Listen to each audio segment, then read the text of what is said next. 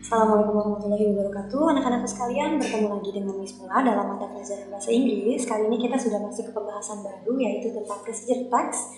Nah, di sini tujuan pembelajarannya adalah setelah kegiatan belajar kali ini, diharapkan kalian akan mampu untuk mengidentifikasi satu, fungsi sosial dari teks prosedur, yang kedua, struktur teksnya, dan yang ketiga adalah unsur kebahasaan atau language features dari teks prosedur. Langsung saja kita masuk ke pembahasan pertama, yaitu tentang social function.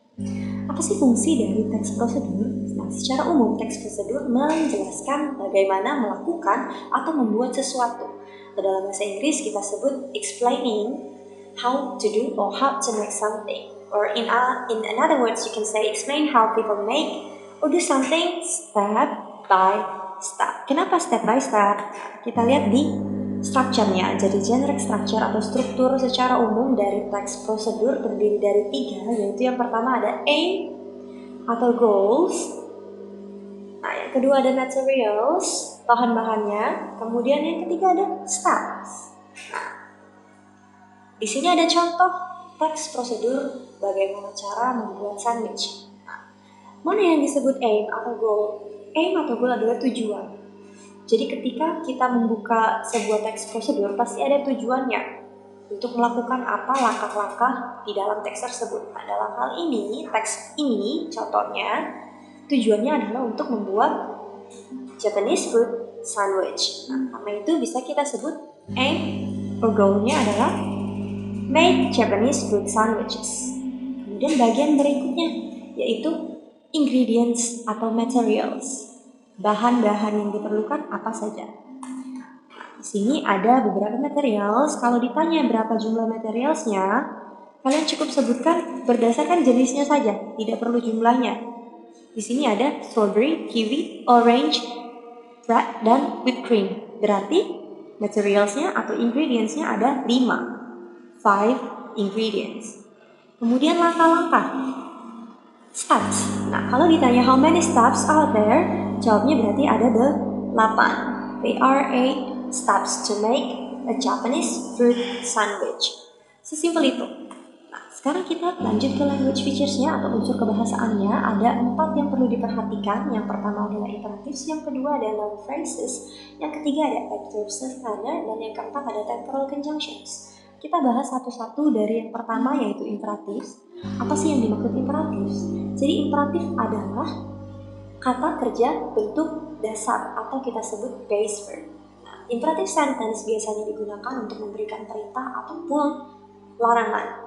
Nah, dalam bentuk larangan biasanya akan diawali dengan kata don't.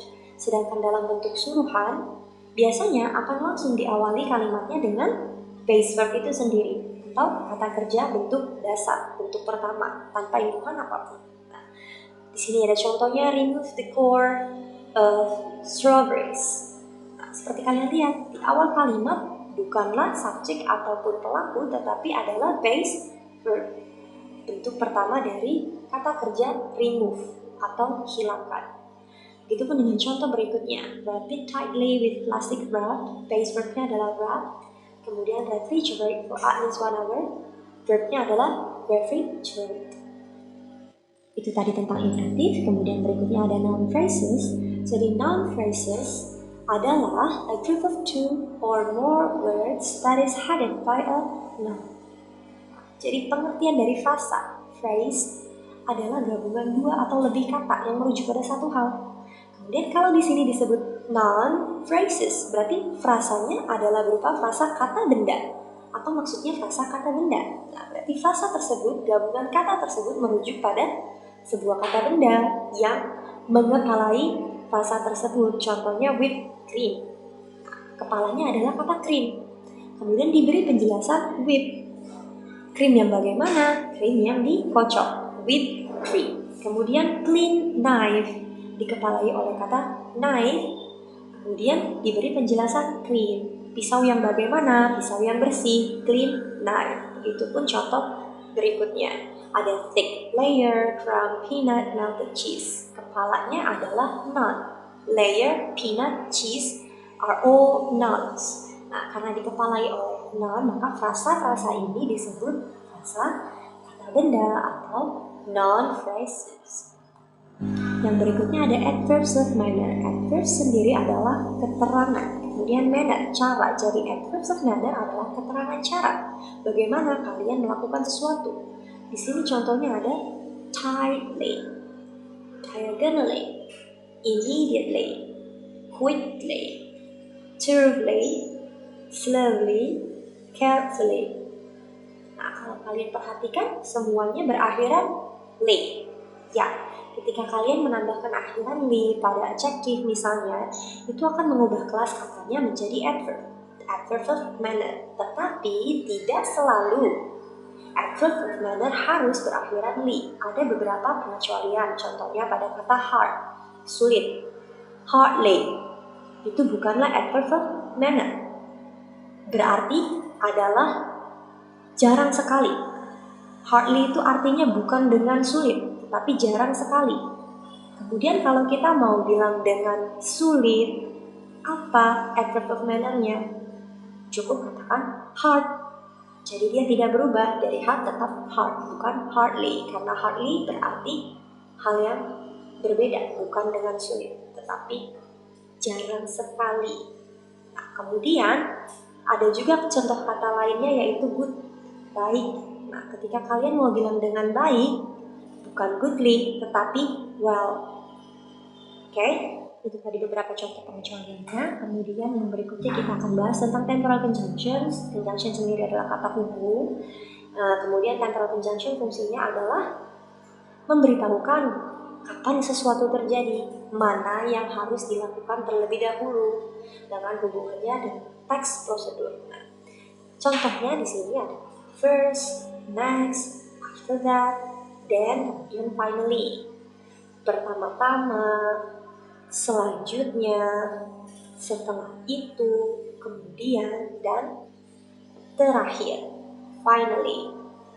Akhirnya, seperti itu. Oke, jadi itu tadi pembahasan singkat tentang positive text atau text procedure. Ada beberapa hal yang kita bahas. Yang pertama itu social functionnya atau purpose dari text procedure itu sendiri, yang jawabannya adalah to explain how something is done. Kemudian yang kedua adalah generic structure-nya atau struktur teks. Jadi ada 3 hal yang perlu diingat. Yang pertama adalah aim atau goal, yaitu tujuan.